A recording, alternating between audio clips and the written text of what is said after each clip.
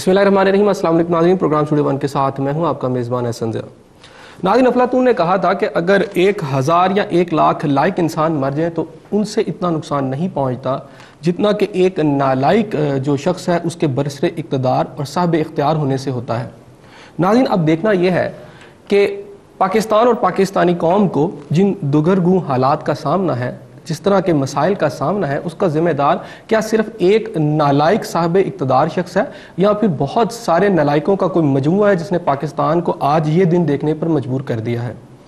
नाज़रीन, ये सूरत हाल जो है जो हमें दरपेश है, इसमें हमें एक नई चीज़ जो मुल्की सियासी उफ़क़ पे तब्दीली जो नज़र आ रही है वो है मियाँ मोहम्मद नवाज शरीफ साहब जो हैं पाकिस्तान मुस्लिम लीग नून के सरबराह, उनके बदले हुआ तेवर और बदला हुआ लहजा।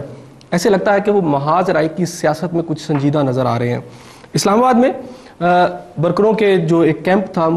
कौमी असम्बली के सामने लगाया हुआ एहतजाजी कैंप, उससे खिताब करते हुए मियाँ मोहम्मद नवाज शरीफ साहब ने जो अल्फाज बोले उसमें से कुछ मैं यहाँ दोहरा देता हूँ। उन्होंने कहा, जी मौजूदा हुक्मरान जानबूझकर पाकिस्तान को तबाह कर रहे हैं। मिस्टर जरदारी, इस तरह काम और मुल्क नहीं चलेगा। जरदारी वाने सदर से बाहर निकल कर देखें अवाम का क्या हाल है। उन्होंने फौजी जर्नैलों को भी मुखातब किया और उन्होंने ये उनसे कहा कि बूटों का दौर गुजर चुका है, अब हरकत की तो नताइज संगीन होंगे। लेकिन मियाँ मोहम्मद नवाज शरीफ साहब इतने संजीदा क्यों हो गए हैं? 3.5 साल के बाद उनमें जो संजीदगी का एलिमेंट आया है महाजराई के हवाले से, उसकी वजूहात क्या है? क्या पाकिस्तान मुस्लिम लीग नवाज की क़यादत ने यह सोच लिया है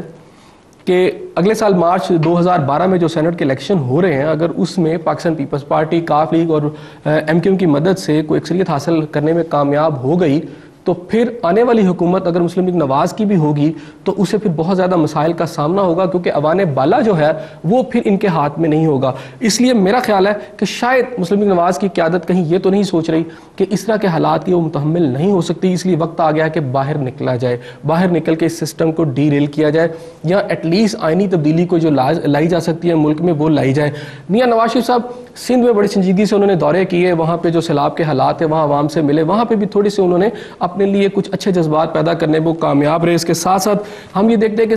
सिंध के जो लहदगी पसंद रहनुमा है, जो पलीचो साहब है, मुमताज़ भुट्टो साहब है, ये इन सब के साथ जो कौम परस्त मैं कहूँगा जो सियासतदान है, उनके साथ भी उनके राब्ते इस वक्त कुछ बड़े हैं। जाम सादक साहब के जो बेटे हैं उनको भी वापस लाने में वो कामयाब ऐसे लग रहा है कि हो जाएंगे, और ऐसे लोग जो मुस्लिम से दूर हो चुके थे उससे भी मुस्लिम नवाज की सफ़ों में वो ला पाएंगे। नाज़रीन, इन सारी सूरत हाल में जो यहाँ पर यूनिफिकेशन ब्लॉक है पंजाब असम्बली में, उसके कायद जो है तार अली जवेद साहब ने एक नई प्रपोजल दी कि अगर पंजाब असम्बली को तोड़ दिया जाए तो सेनेट के इलेक्शन में हुकूमत जिस तरह चाह रही है वो उस तरह की अक्सरियत हासिल नहीं कर सकेगी। इसके ऊपर जो इस वक्त पीपल्स पार्टी है उसके ज़ोमा या उसके रहनुमा बड़े लहदे कर रहे हैं और तहरीक इस्तेहकाक भी लाने की एक कोशिश की जा रही है पंजाब असम्बली में। खैर वो आती है या नहीं आती, उसकी लीगल पोजीशन क्या होगी, हम उस पर भी बात करेंगे। लेकिन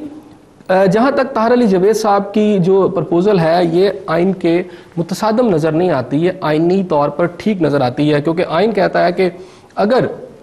वज़ीर आला पंजाब असम्बली तोड़ना चाहते हैं तो वो गवर्नर को कहेंगे, उसकी सिफारिश करेंगे, और गवर्नर अगर नहीं तोड़ते तो गवर्नर के पास आइन के आर्टिकल 112 के तहत ये इख्तियार है कि वो दोबारा से वज़ीर आला पंजाब को ये दोबारा से वापस भेजें कि जी इस तरह की सिफारिश आप ना करें। अगर वज़ीर आला पंजाब फिर भी बज़िद रहे तो फिर उन्हें ये असम्बली तोड़नी पड़ेगी, और अगर ये असम्बली टूटती है तो फिर एक खला ज़रूर पैदा होगा सियासी तौर पर। इसके साथ साथ जो दूसरी प्रपोजल इस वक्त हुकूमत के सामने ये है कि 90 अरकान जो कौमी असम्बली इस वक्त मुस्लिम लीग नवाज के, वो अगर रिज़ाइन कर जाते हैं और इसके अलावा 180 जो कि इस वक्त बनते हैं यहाँ फॉरवर्ड के जो मेम्बरान हैं उनको मिलाकर मुस्लिम लीग नवाज के, तो यहाँ पर भी एक ऐसी सूरत हाल पैदा हो सकती है उनके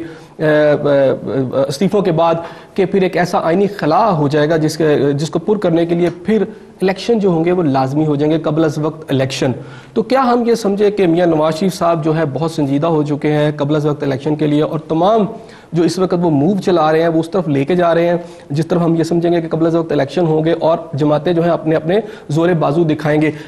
काफ MQM और मुस्लिम नवाज के दरमियान जो हालिया मुजाहरा हुआ है कौमी असम्बली में हाथापाई का, ये भी एक हमें ऐसा सिंबल है कि दोनों अपने अपने मसल्स दिखा रहे हैं और वो इलेक्शन का एक माहौल बन रहा है। आज हम इस सारे मौजू पर बात करेंगे। मैंने खास तौर पर ताहिर अली जवेद साहब की जो तहरीक जो इन्होंने जो प्रपोजल दी और इस वक्त पाकिस्तान पीपल्स पार्टी का जो इसमें जो हमें रद्द-ए-अमल सामने नज़र आया, उसकी जो आइनी हैसियत क्या है, कानूनी हैसियत क्या है, और इस पर क्या जो पीपल्स पार्टी वाले जो शोर मचा रहे हैं वो दुरुस्त है।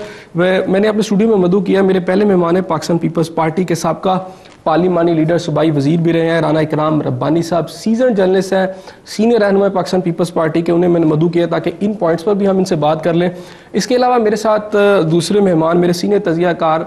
جمشید چیمہ صاحب موجود ہیں، ہم ان سے بھی بات کریں گے اس موضوع کے اوپر۔ لیکن اس سے پہلے کہ میں اپنی گفتگو کا باقاعدہ آغاز کروں، ایک چھوٹا سا بریک لے لیتے ہیں، ہمارے ساتھ رہیے گا، ملتے ہیں بریک کے بعد۔